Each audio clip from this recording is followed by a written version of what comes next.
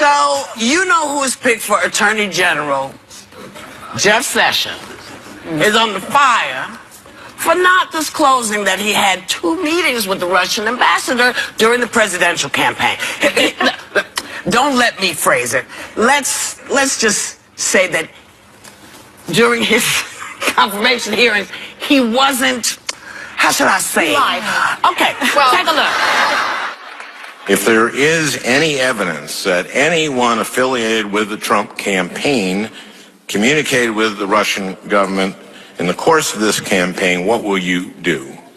Senator Franken, I'm not aware of any of those activities. I have been called a surrogate at a time or two in that campaign, and I didn't not have communications with the Russians, and I'm unable to comment on it. So now, Democrats are calling for Sessions to resign. Some Republicans want him to recuse himself from investigations into what? Russia's campaign involvement. So, does he have to go? Yeah. He has to go. It does. It's a formality. I don't know that he was a part of the campaign, right? So there's that technicality. But a hint of impropriety is there. Why not just, and also, why not just say that then? Say, you know, I did have communications with Russia, but not in a campaign, official campaign. The question was, well, you could give extra information. Of the campaign. Well, so I don't know that he was misleading under oath, but I do think that he has to recuse himself from any and all investigations. But I do think, Sunny, the second lying under oath. I think that's perjury. But the second part of you're saying it's not deceit then, I don't know that it's lying, only because the question posed to him was, if you knew of anyone involved in the campaign, a part of the campaign. He was a senator. He wasn't part of his campaign. That's the technicality. But doesn't it look shady if you did have communication in another capacity and you chose not to convey that information? If that were me, I would say, look, Sunny, the first part of his answer, I agree with what you said, but the part that I found deceitful is the second part. Yes. Because when he answers, he then says, hey, I have been called a surrogate, and I haven't had... So that one's me. But I find it also interesting, your legal perspective, because the first thing that popped to mind is, as just a regular citizen, if someone said, have you had, has there been contact with Russia? I would make sure to clarify. I would say, I have had contact with Russia, but it's in regard to this other hat I wear on this. Right. And if he has affirmatively said that he was a surrogate for the campaign, he'd be the head law enforcement agent, so you think he'd think of that. The point is, why did he lie? He didn't have to lie, right, as you just said. He could say, yes, we all talk to ambassadors from various countries. Same with that guy Flynn, also lie. Why are they lying when they don't have to? What do you think? To protect the president, perhaps? To protect Trump? No. Let me remind everybody about Watergate. Because Nixon, at the top, the question is, what did he know and when did he know it? So Haldeman, Ehrlichman, and John Mitchell, who was his attorney general, all lied for him. And then we found out he knew, too. So I think that this is unraveling very, very quickly now. See, I don't have a problem, though, that he had the communication. Like, for me, I don't have a problem that in his capacity as senator, of the Armed Services Committee, I don't mind that he had this communication. That's appropriate. That happens all the time. Last year, the senator had over 25 conversations with foreign ambassadors. That's fine. They do it all the time. What I have a problem with is this sin of omission, where when you were asked specifically about whether you had involvement in a campaign capacity, you may not have. That's actually not what he asked. He said, if you found out... Which he didn't answer. Which he did not answer. If you found out that someone in the campaign had communications with Russia, what would you do? So instead of saying, well, this is what I do, he said, well, I don't know much about this, but I am just, it was a whole lot of that. And also, Joy, you asked an interesting question. I don't think it had anything to do with who. Really? I think they lied because they knew that no matter what, they were going to get in. So I think they just took advantage and said, we don't have to, who's going to question us? But it doesn't benefit them. It doesn't benefit them because now, when you have Jason Chaffetz now and Kevin McCarthy and lead Republicans coming out and saying you need to recuse yourself. Yes, but remember, when this was going on, everybody was on board. Right. Everybody was on board. So why would they tell? Why would they? Why would they say yes? This is what happened. Because they know no matter what they do, they don't have to say anything. They can say, "Yeah, I was shaving my backside when she called." And they know they're going to get it because nobody's going to ask any questions. Doesn't it strike? I mean, where the flags should be going up.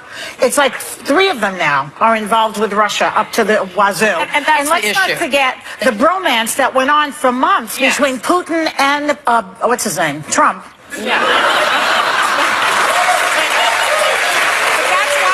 To have an investigation and an independent prosecutor, special prosecutor, but asking him to resign, I think is sort of the nuclear option. But should he be a part of any investigation revolving around Russia, given this new information? Of course not. But if he's a liar, he shouldn't be in that position. He is the Attorney General. He's going to have to try people who lie. Joy, but piggybacking on your bromance statement, one thing I find interesting is if you remember that time he said in regards to Putin that he's been a leader far more than our president has been a leader. We have a divided country. Interestingly enough, that was delivered on September 8th. The meeting with this ambassador from Russia, sorry, that was delivered on September 7th. The meeting with it was the next day. So the idea that was a front page story and that didn't come up is concerning to me. But the second thing is when Jed said that members of this committee would meet with ambassadors, the Washington Post reached out to all 26 members. 20 responded, and none of the others had met. You know, instead of Hail to the Chief, they should start singing Back in the USSR. Sessions has,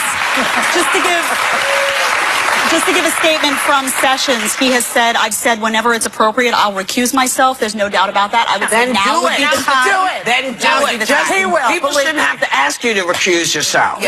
You know that this is a situation you shouldn't be sitting. You're like the fox in the hen house. Get out. He must. So, but some Republicans, like you say, they don't believe that. They believe they believe that everything they're doing is justified and they can find a reason for it. But the greatest thing about all of this is people are looking and saying, well, wait a minute, constitutionally, this is not okay with us. This is not all right with us. That's why, when they talked about Kellyanne she didn't really do anything. Yeah, she actually did. She did.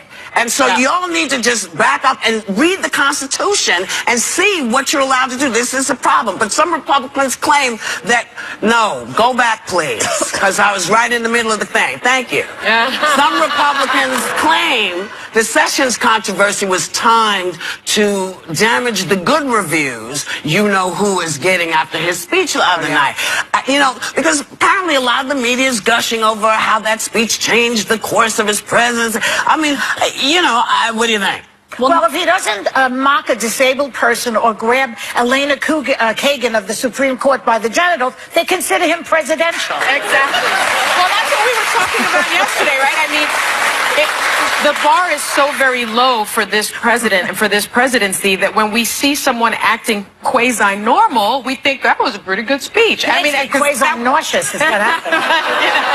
It's that the bar has been set so low. I thought it was a presidential speach, but like I've said, a speech is a speech. You have to watch people's actions. You have to watch what they do. I thought it was a good turn. I preferred that speech to the inaugural speech. Yes. I can 100% say that. I don't. I prefer the inaugural speech because it showed you the real guy. This one was fake. The real guy is a I'm telling you, the real Trump is a guy who is not, he doesn't have an ideology about when it comes to politics that's committed. He wants to be liked. And whatever makes him liked, he wants to be liked, especially by Vladimir Putin. He wants to be liked by voters too. That's who he really wants to be liked by.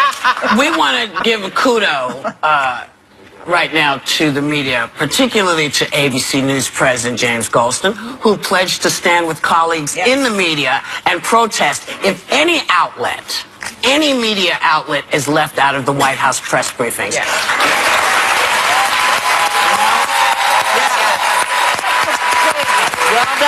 Well done. They're all bound. He's going to have Breitbart, Pravda, and Fox News. That's who's going to be left.